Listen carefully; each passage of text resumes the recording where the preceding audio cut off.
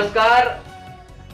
आप इस वक्त टीवी इंडिया 24 पर लाइव जुड़ चुके हैं और जितने भी हमारे दर्शक हैं, आज हम ऐसे अहम मुद्दे पर बात करेंगे कि सभी दर्शक जो जिनके चहीते हैं वो हैं बागेश्वर धाम वाले बाबा। जी हाँ, हम बात करते हैं धीरेन्द्र कृष्ण शास्त्री जी की, जिनके ऊपर लगातार आरोप लगाए जा रहे हैं और उन्हें जान से मारने की धमकी दी जा रही है। वहीं अभी उत्तर प्रदेश से उनके ऊपर कई टिप्पणियां की जा रही हैं। आखिर कौन इस षड्यंत्र के पीछे है, कौन सा राजनेता इसके पीछे है, आज हम इस कार्यक्रम में चर्चा करेंगे कि इसके पीछे कौन है। कि एक बहुत मशहूर हस्ती जिसकी दुनिया दीवानी है, ऐसे बाबा, ऐसे धीरेन्द्र कृष्ण शास्त्री जो महज सनातन धर्म का प्रचार कर रहे हैं, हिंदूवादी और हिंदुत्व की बात करते हैं, ऐसे लोगों के खिलाफ क्या कार्रवाई होनी चाहिए और सरकार ऐसे लोगों को बचाने की क्यों कोशिश कर रही है। आखिर कौन नेता और कौन हस्ती धीरेन्द्र कृष्ण शास्त्री जी को डुबाने की कोशिश कर रही है, आज हम इस खास शो में चर्चा करेंगे। और हमारे साथ इस खास शो में जुड़ चुके हैं विनोद कुमार जी, NNT न्यूज के संपादक। विनोद जी, स्वागत है आपका। क्या कहेंगे आप इस पर, बताइए।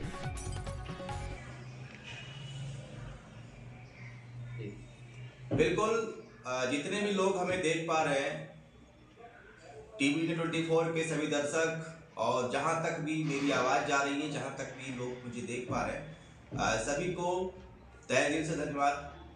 और मैं बताना चाहूंगा आपको, हिंदू रीति रिवाज के मुताबिक हिंदू धर्म का सम्मान करना, उसे बढ़ावा देना कोई गलत नहीं है। धीरेन्द्र प्रताप शास्त्री ने जो कुछ भी किया है, अच्छा किया है। सनातन धर्म में, हिंदू धर्म में भगवान का नाम का प्रचार प्रसार करना कोई गलत नहीं है।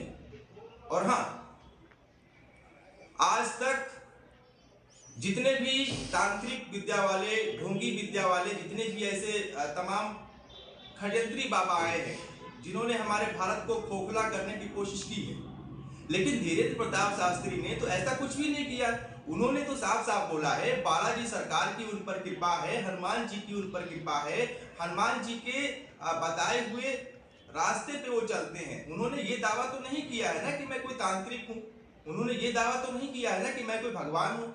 उन्होंने ये बोला है कि मैं धारा 26 के अंतर्गत भगवान के नाम का प्रचार कर रहा हूँ। हाँ, जितने ऐसे लोग हैं जिन्होंने हिंदू धर्म को छोड़ करके मुस्लिम धर्म को अपना लिया था, ईसाई धर्म को अपना लिया था, अन्य भी धर्म को अपना लिया था, उन्होंने धर्मांतरण करने वालों पे नकेल कसी है। आज तमाम ऐसे भी लोग हैं जो अपने हिंदू धर्म को छोड़कर भाग गए, वो पुनः वापस। जी, बिल्कुल सही कहा आपने। ये बहुत बड़ी बात है। दरअसल हिंदू धर्म और सनातन धर्म का प्रचार करने में धीरेन्द्र कृष्ण शास्त्री जी ने बहुत अहम भूमिका निभाई है। और अगर कोई मौलाना मस्जिद में बैठ करके झाड़ फूक करता है तो वो गलत नहीं है, और कोई क्रिश्चियन अगर चर्च में जाकर के धूपबत्ती जलाता है तो वह भी गलत नहीं है। परंतु अगर कोई हिंदू हिंदुत्व की बात करता है, सनातन धर्म की बात करता है, तो यह पूरी तरह से गलत है। एवं धीरेन्द्र कृष्ण शास्त्री जी का कहना है कि वह बागेश्वर हनुमान जी की कृपा से भक्तों का इलाज करते हैं। और यह बात सत्य भी है, क्योंकि हनुमान चालीसा में कहा गया है कि हनुमान जो नाम कहावे, भूत पिशाच निकट नहीं आवे। तो ये भूत पिशाच निकट नहीं आने की बात हनुमान चालीसा में स्वयं कह गई है, एवं हमारे रामचरितमानस में कही गई है, भागवत गीता में, ग्रंथों में कहा गया। वो ग्रंथों के आधार पर हिंदुत्व की बात करते हैं। विनोद जी, क्या कहेंगे आप?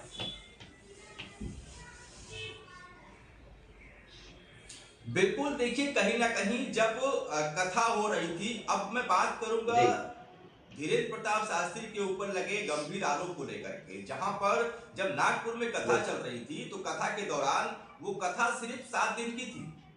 जब पोस्टर में आप बागेश्वर धाम के ट्विटर अकाउंट पे जाएंगे तो वहां पे साफ साफ दर्शाया गया है कि ये कथा सिर्फ 7 दिन की थी। और अब उस कथा को झूठी कथा बता करके उसका एक मतलब कि अलग से नाम उन्होंने तारीख बढ़ा दिया है। और इस प्रकार से गंभीर आरोप बाबा जी के ऊपर श्याम मानो ने लगाया है।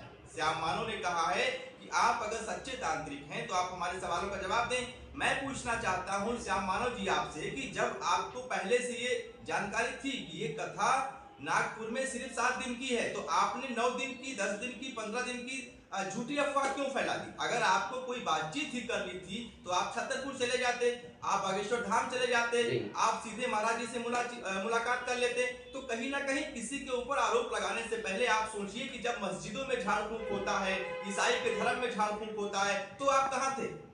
आप कहाँ थे?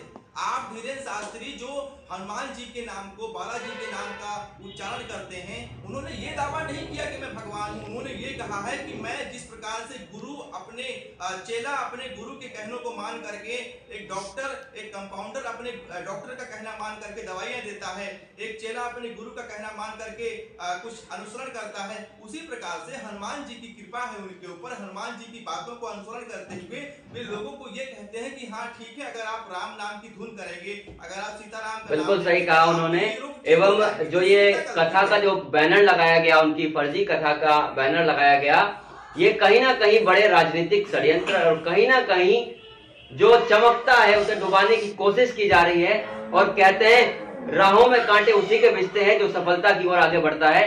तो कहीं ना कहीं बाबा जी जो सनातन धर्म का प्रचार कर रहे थे और जो हिंदुत्व की बात कर रहे थे, उनके रास्तों में कांटे बिछाने का प्रयास ये जो हिंदू विरोधी लोग हैं, ये वो लोग कर रहे हैं, ये षड्यंत्रकारी लोग कर रहे हैं। देखिए कहीं ना कहीं आज पूरे भारत में और देश विदेश में बाबा के नाम की चर्चा है।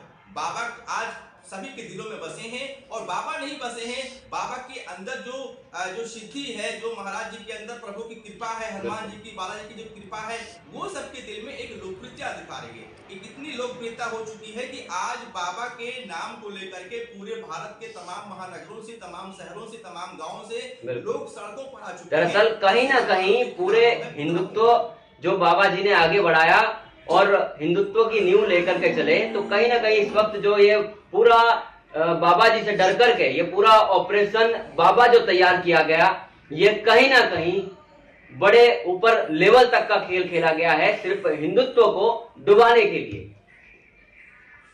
जी जी। और यही नहीं, अब मैं थोड़ा सा पॉइंट चेंज करूंगा, आप भी देख लीजिए। अगर हम हिंदुत्व की बात करें, अगर हम सनातन धर्म की बात करें, अगर हम हिंदू रीति रिवाज की बात करें, तो अब आप आइए मेन पॉइंट पर। बागेश्वर धाम के बाद एक छोटा सा पॉइंट मैं इसमें लाना चाहूंगा। श्री रामचरितमानस जो हमारा और आपका और पूरे हिंदू का, पूरे देशवासियों का एक पवित्र ग्रंथ है।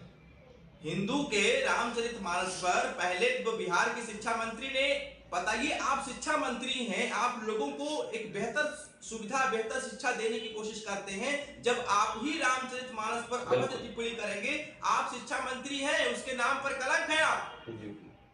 और अब वो बात बिहार से यूपी आ चुकी है। अब स्वामी प्रसाद मौर्य ने कहा है कि रामचरितमानस को, उसके दोहों को उन्होंने कलंकित बताया है। उन्होंने ये बोला है कि ये दलित और पिछड़ी वर्ग के महिलाओं का, पुरुषों का अपमान कर रही है। रामायण के अंदर लिखे हुए दोहे और चौपाइयां पूरी तरह से गलत हैं। अरे मैं कहता हूं कि आप हिंदू हैं, आप तो मुस्लिम, आप बिल्कुल स्वामी प्रसाद मौर्य का यह बयान कि रामचरितमानस में लिखे हुए सभी दोहे गलत हैं और ये जो है दलित लोगों के लिए हैं, या फिर कुछ भी जो इन्होंने बयान कहा है, तथा कथित बयान दिया है, ये बेहद निराधार और गलत कहा है। और ऐसे स्वामी प्रसाद मौर्य को शर्म आनी चाहिए और धिक्कार है ऐसे नेता के ऊपर। जी मैं कहूंगा अखिलेश यादव जी, अगर आप मुझे देख पा रहे हैं अखिलेश यादव जी, तो आप ऐसे कट्टरपंथियों को, आप ऐसे नक्सलवादियों को अपनी पार्टी से धक्के मार के निकाल दीजिए। मैं कहता हूं आपसे, आखिर रामचरितमानस पे बोलने का अधिकार किसने दिया? रामचरितमानस आपके बाप। बिल्कुल ऐसे नेताओं को तुरंत निकाल देना चाहिए पार्टी से। अखिलेश यादव जी ने भी ऐसे नेताओं को पार्टी से तुरंत निकाल देना चाहिए जो हिंदुत्व पर सवाल खड़ा करते हैं। तो इसी शब्दों के साथ हम अपने इस कार्यक्रम को विराम देते हैं। विनोद जी बहुत बहुत धन्यवाद आपका खास कार्यक्रम का जुड़ने